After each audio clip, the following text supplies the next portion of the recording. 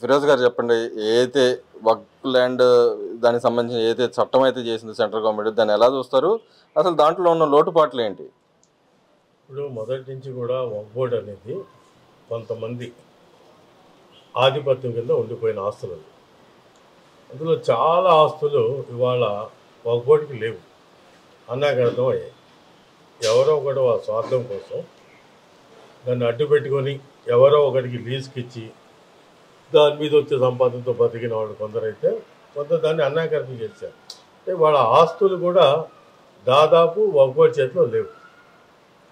అయితే ఈ టైంలో ఈ వక్ఫ్ అమెండ్మెంట్ బిల్లుని తీసుకుని వచ్చిన కేంద్ర ప్రభుత్వం ఏదైతే ప్రతిపాదన చేసిందో వాళ్ళు చెప్పిన దాంట్లో ఏంటంటే ఇది సామాన్యులకు ఏ విధంగా కూడా ఉపయోగం లేదు. వక్ఫ్ బోర్డు వల్ల ఇవాళ ఎవరికి లబ్ధి జరిగింది కూడా ఏమీ లేదు. రాబోయే రోజుల్లో అలాంటి సమస్య లేకుండా వక్ఫ్ ద్వారా వచ్చే ఆదాయాన్ని అందరికీ పంచి దాంట్లో ఉన్న ఆస్తుల్లో కానివ్వండి, ఆ సంస్థల్లో కానివ్వండి, విద్యా సంస్థలు కానివ్వండి, లేకపోతే హాస్పిటల్ కానివ్వండి, లేకపోతే పారిశ్రామిక కేంద్రాలుగా ఏర్పాటు చేసి దాన్ని ఉపయోగించడానికి అవసరం వస్తుంది అనే ఉద్దేశంతో ఈరోజు ఈ చట్టాన్ని తయారు చేయడం జరిగింది. కాబట్టి వక్ఫ్ బోర్డు చట్టం గురించి మొదట్లో తీసుకొచ్చినప్పుడు చాలా తీవ్రమైన చట్టాన్ని తీసుకొచ్చాం. కానీ ప్రీతమ ముఖ్యమంత్రి నారా చంద్రబాబు నాయుడు గారు అందులో ఉన్న తీవ్రమైన 3 సంస్కరణని ఆయన ఒప్పుకోకుండా ఏదైతే ప్రస్తుతం వక్ఫ్ బోర్డు పేరు మీద ఏ ఆస్తులు అయితే ఉన్నాయో ఆ ఆస్తుల్ని యూజర్ ఆస్తులు అంటారు. ఎవరైతే యూజర్గా ఉన్నారో ఆ వక్ఫ్ బోర్డు ఆస్తుల్ని దాన్ని వక్ఫ్ బోర్డు ఆస్తుల కింద పెట్టాలి, దాని మీద ఎలాంటి ఎంక్వైరీ చేయకూడదు అనేది మొట్టమొదటిగా ఆయన సాధించింది బాబు గారు. రెండోది, ఏదైనా కంప్లైంట్ వస్తే దానికి కలెక్టర్ని అథారిటీ చేశారు. అంటే కలెక్టరే నోటీసులు ఇచ్చి కలెక్టరే మరి అథారిటీ అంటే దాన్ని బాబు గారు తెలుగుదేశం ఎంపీల ద్వారా దాన్ని ఒప్పుకోలేదు. అంతకంటే హయ్యర్ ఆఫీషియల్ని, ఇంకా ర్యాంక్ డిసైడ్ అవ్వలేదు, కాకపోతే హయ్యర్ ఆఫీషియల్ని ఆ కంప్లైంట్ని తీసుకునే విధంగా జడ్జిమెంట్ విధంగా అతన్ని తీసుకురావడంలో కానివ్వండి, అలాగే ఇమ్మీడియట్లీగా ఇప్పుడు ఏదైతే ఆస్తులు ఉన్నాయో దాని మీద ఎవరైనా క్లెయిమ్ చేసినా ఆ పేపర్లు తయారు చేయడానికి 6 నెలలు కాకుండా అవసరమైతే ఇంకా ఎక్కువ సమయం వాళ్ళకి కేటాయించి వాళ్ళ దగ్గర ఉన్న ఎవిడెన్స్ అన్నీ కూడా చట్టానికి సమర్పించేటట్టు ఈ 3 తీసుకురావడంలో చంద్రబాబు నాయుడు గారు చాలా తీవ్రంగా కృషి చేశారు. దానికి మేమందరం అయితే బాబు గారిని మనస్ఫూర్తిగా అభిమానిస్తాం. ఎవరైతే వక్ఫ్ బోర్డు వలన సామాన్యులకు ఎలాంటి లబ్ధి లేదు అని భావిస్తున్నప్పటికీ కూడా కొంతమంది స్వార్థం కోసమో, కొంతమంది చేతుల్లో ఉన్న గుత్తాధిపత్యం కోసమో కొందరు వక్ఫ్ బోర్డు చట్టం నష్టం అంటూ ఉంటే ఏ సంస్థలు తీసుకువచ్చినా అందులో కొత్త గొప్ప అప్పటి వరకు అనుభవిస్తున్న వాళ్ళకి నష్టం ఉంటుంది. ఒక ముస్లింగా నీకు ఏంటి వక్ఫ్ బోర్డు అంటే నేనేమంటాను, వక్ఫ్ బోర్డు బిల్లు వల్ల నష్టమే అంటాను. కానీ ఈ సంస్థలు చూసిన తర్వాత మనం అందరూ కూడా ఆలోచించాలి. గుడ్డిగా వ్యతిరేకించే కూడా పద్ధతిగా వాళ్ళ చాలామంది ఒక స్వార్థంతో, అలాగే కాకుండా బాబు గారు వచ్చిన ఒకటి అంటే అది చట్టపరంగా సవరణలో రాకపోయినా ఏ మత వ్యవహారాల్లో కానివ్వండి, ఆచారంలో కానివ్వండి, ఇతర మతస్థుల ప్రభావం ఎలా ఉండదో వక్ఫ్ బోర్డులో ముతవల్లీలు కానీ ముజావళ్ళు కానీ ఎవరైతే మేనేజ్మెంట్ కమిటీ ఉంటుందో దాంట్లో ఎలాంటి అన్య మతస్థులు కూడా రాకూడదని బాబు గారు చాలా గట్టిగా వాదించారు. ఆ రోజు మాతో బాబు గారు టెలికాన్ఫరెన్స్ పెట్టినప్పుడు కూడా చట్టం వచ్చే ఒక రోజు ముందు పార్లమెంట్లో మా అందరితో మాట్లాడినప్పుడు కూడా బాబు గారు చెప్తే అందరు చెప్పిన దాంట్లో ఇది ఒక గట్టిగా బాబు గారు చెప్పారు. దీన్ని కూడా మనం ఆపడానికి ప్రయత్నిస్తామని. అది సవరణల రూపంలో రాకపోయినా కేంద్ర హోంమంత్రి అమిత్ షా గారితో చెప్పించారు పార్లమెంట్లో. అంటే ఇక్కడ సుదీర్ఘమైన చర్చ నడిచింది దాని మీద. కానీ ఇప్పుడు ఎందుకు వ్యతిరేకించి వైసీపీ నాయకులు అంటున్నారు, అసలు ముస్లిం సమాజం అంతా టీడీపీని వ్యతిరేకించాలా, వాళ్ళని దూరంగా పెట్టాలా, అక్కడి నుంచి మీరు రిజైన్ చేసి రండి అంటున్నారు కదా, దాన్ని ఎలా చూస్తారు? అంటే నేను అదే చెప్పేది, అమిత్ షా గారు నోటితో చెప్పించారు బాబు గారు అన్య మతస్థులు ఎవరు కూడా ఇస్లామిక్ పార్టీ వ్యవహారాల్లో వేరే వాళ్ళ అవకాశం లేదు, దాన్ని మేము కోరుకోవటం లేదని చెప్పి చెప్పించారు. దేవుడి వల్ల అది కూడా సక్సెస్గా అయింది. నేను చెప్పేది ఏంటంటే వైసీపీ పార్టీ ఇప్పుడు ఎలా అయిందంటే వాళ్ళ శవ రాజకీయాలే కాదు, ఇలాంటి కుళ్ళు రాజకీయాలు కూడా వాళ్ళకి అలవాటైపోయింది. ఎక్కడో పాస్టర్ నవీన్ గారిది అది ప్రమాదమో ఇదో తెలియకుండానే ఒక్కొక్కరు వచ్చి ఏ విధంగా వీళ్ళు మాట్లాడారో అంటే ఇక్కడ రెచ్చగొట్టే విధానం కూడా బాగా నడుస్తుంది కదా, అదే ఎక్కువగా ఉంది కదా.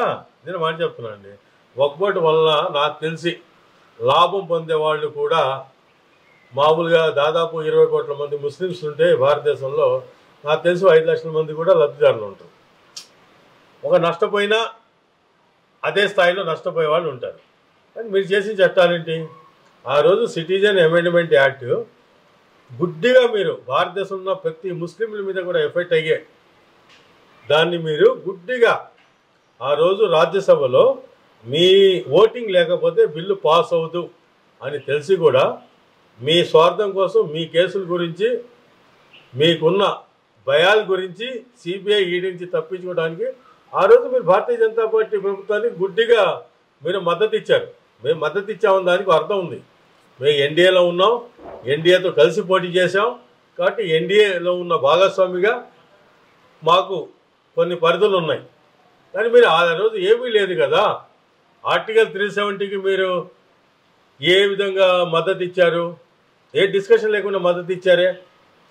అలాగే ఏదైతే ముస్లిం సమాజానికి నష్టం జరిగే ప్రతి బిల్లు ఆ రోజు దాదాపు వచ్చిన ప్రతి బిల్లు అది స్వయం ప్రతిపత్తి కావచ్చు, ఆర్టికల్ 370 కావచ్చు, జమ్మూ కాశ్మీర్ది కావచ్చు, అలాగే సిఏ గురించి కావచ్చు, ప్రతి త్రిపుల్ తలాక్ కావచ్చు, ప్రతి దానికి కూడా గుడ్డిగా ఆ రోజు జగన్మోహన్ రెడ్డి సపోర్ట్ ప్రభుత్వం ఎంపీలు సపోర్ట్ చేసినప్పుడు మాట్లాడిన ఈ వైసీపీ పేటీఎం బ్యాచ్ ఇప్పుడు రెచ్చిపోతున్నారు. ఏంటంటే ముస్లిం సమాజాన్ని రెచ్చగొట్టాలి, బాబు గారు చేస్తున్న పనుల్ని మంచిని పక్కన పెట్టి బాబు గారు దీనివల్ల నష్టం జరుగుతుంది అని నేను చెప్తున్నాను.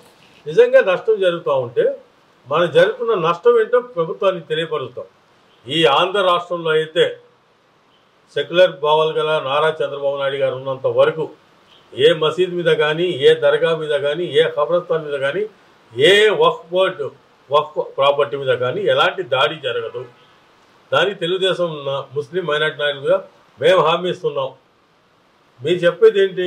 ఎక్కడో ఏదో జరుగుద్ది అంటే ఈ భారతదేశంలో సెక్యులర్ దేశంలో కొన్ని రాష్ట్రాల్లో ఎప్పుడో మతోన్మాదం ఉంది. ఆ మతోన్మాదులు అది చట్టాలు ఉన్నా చేస్తారు, చట్టాలు లేకపోయినా చేస్తారు. ఎక్కడో ఏదో జరుగుద్దని చెప్పి ఇక్కడ తెలుగుదేశం ప్రభుత్వాన్ని బ్లేమ్ చేయాలని, నారా చంద్రబాబు నాయుడు వ్యతిరేకంగా ముస్లింలను రెచ్చగొట్టాలి ఎవరైనా ప్రయత్నిస్తే మీ ప్రయత్నం వృధా అవుద్ది. ఎందుకంటే ప్రతి సామాన్యుడికి కూడా తెలుసు వక్ఫ్ బోర్డ్ అంటేనే తెలియదు, చదువుకున్న వాళ్ళకే తెలియదు.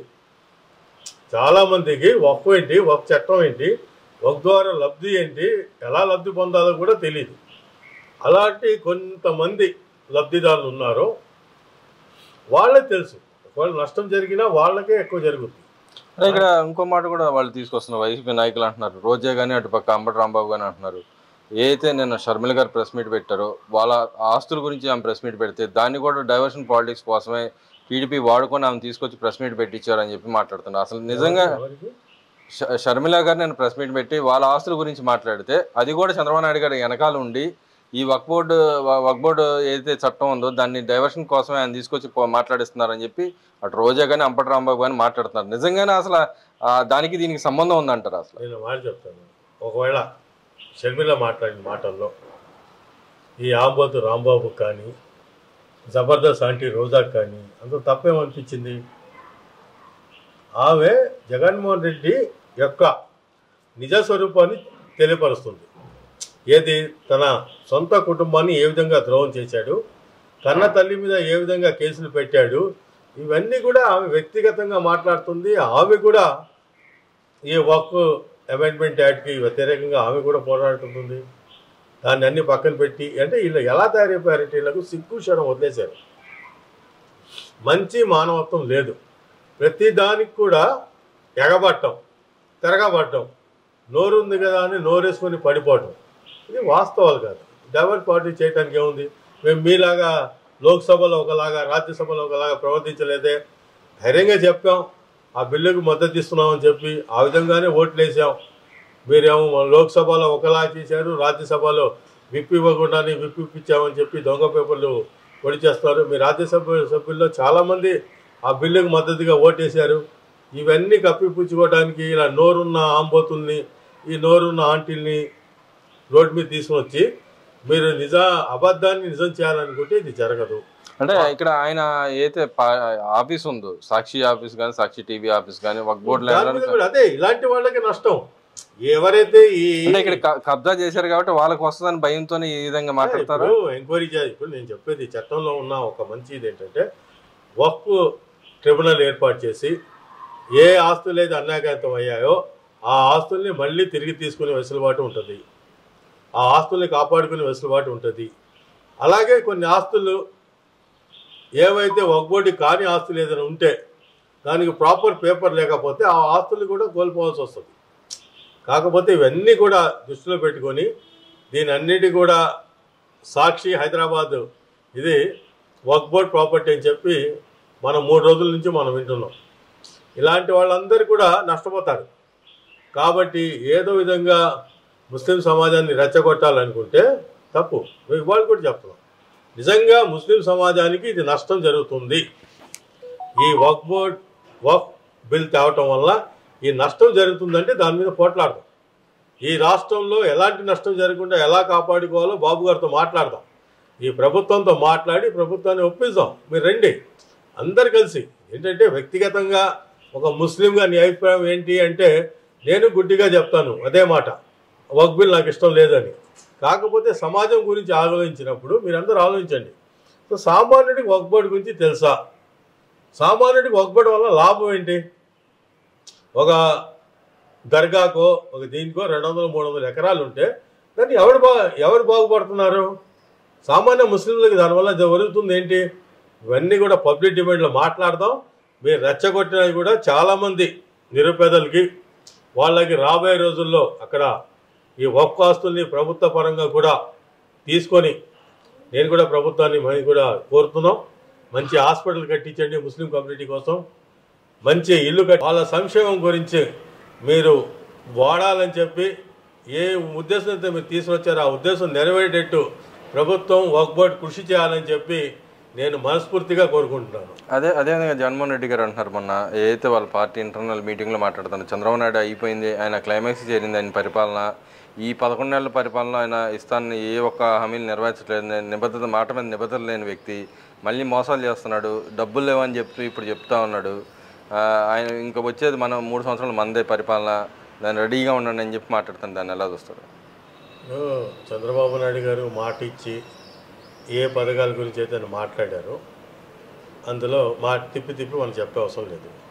పింఛను నీలాంటి అసమర్థుడికి 1000 రూపాయలు పెంచడానికి 5 సంవత్సరాలు పడితే ప్రజానాయకుడు నారా చంద్రబాబు నాయుడు గారికి అధికారంలో వచ్చిన మొదటి నెలే, అంతేకాకుండా వెనక నుంచి ఆయన వాగ్దానం చేసిన రోజు నుంచి 3 నెలలు కలుపుకొని మొట్టమొదటి నెలలోనే 7,000 రూపాయలు ఇచ్చిన ప్రభుత్వం నారా చంద్రబాబు నాయుడు గారి ప్రభుత్వం. ఉచిత సిలిండర్లు ఇస్తామన్నాం, అవి ఆల్రెడీ మొదలయ్యాయి. తల్లి దీవెన అనేది మే నెలలో ప్రారంభిస్తున్నాం. రైతు భరోసా అనేది మే నెలలో ప్రారంభిస్తున్నాం.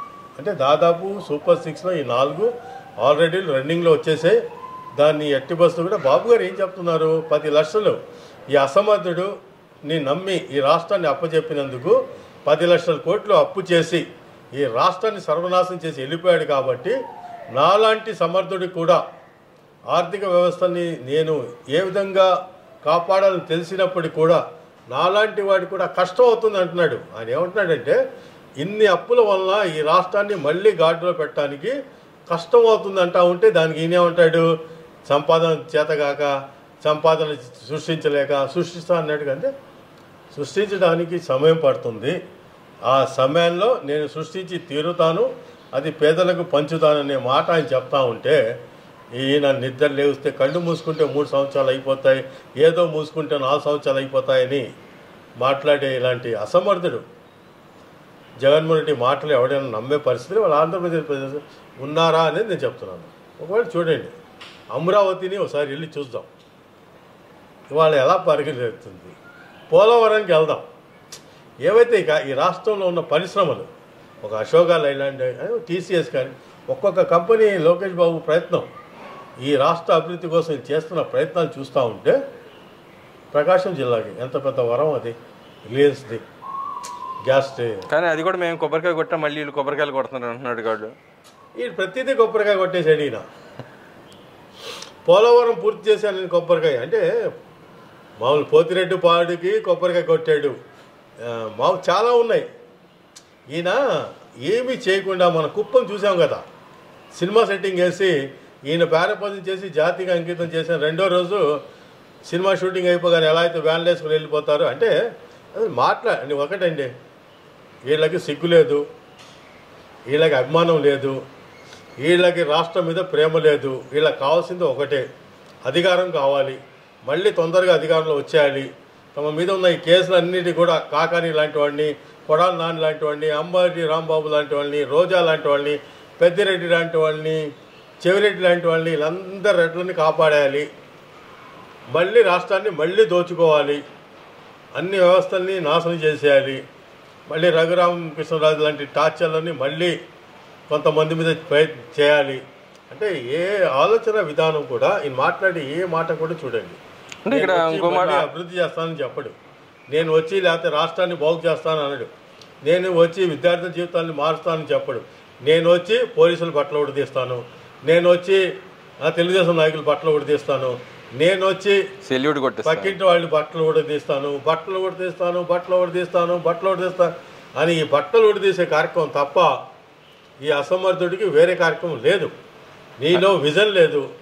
నువ్వు ఏం చేసావు 5 సంవత్సరాల క్రితం అంటే 2019లో నిన్ను రాజశేఖర రెడ్డి కొడుకుడిగా నీకు గౌరవించి నీ మీద ఒక నమ్మకంతో తండ్రిలాగా నువ్వు ఏదైనా పీకుతావు అని చెప్పి చూస్తే నువ్వు ఏమీ చేయలేక నా వెంట్రుగా పీకలేరు అని చెప్పి నువ్వు ఏదైతే రెచ్చిపోయావో, వెంట్రుగా పీకటం కాదు, నీకు గుండు కొట్టించారు రాష్ట్ర ప్రజలు. కానీ అంబటి అంటున్నాడుగా మా వాడిని ఏం చేయలేరు, మా వాడిని జైలుకి కూడా పంపలేరు, మీ ఏం పీకలేరు అని చెప్పి అంటున్నాడు. కాబట్టి అంటే ఒకటి డబ్బు అహంకారం, వ్యవస్థల్ని మేనేజ్ చేసే ఒక ప్రాక్టీసు మనం చూసాం కదా. అవినాష్ రెడ్డిని అరెస్ట్ చేయడానికి కర్నూలుకి సిబిఐ వస్తే ఈ దేశంలోనే అత్యుత్తమైన సంస్థని కర్నూలు అడుగు పెట్టనివ్వలేదు. ఇలాంటి ప్రాక్టీస్ అన్నీ చూసుకొని నేను చెప్తాను, ఏ పాపం కూడా పండుద్ది, కానీ దానికి సమయం పట్టుద్ది. దానికి ఇవాళ జగన్మోహన్ రెడ్డి అతిథుడు కాదు. నీ పాపం పండిన రోజు నువ్వు కూడా ప్రతి దానికి సమాధానం చెప్పాల్సిన అవసరం వస్తుంది. నువ్వు నీ తల్లి ఉసిరే, నీ తల్లి నీ చెల్లి ఉసిరే, నీ తల్లికి నువ్వు నాశనం అయిపోతావు.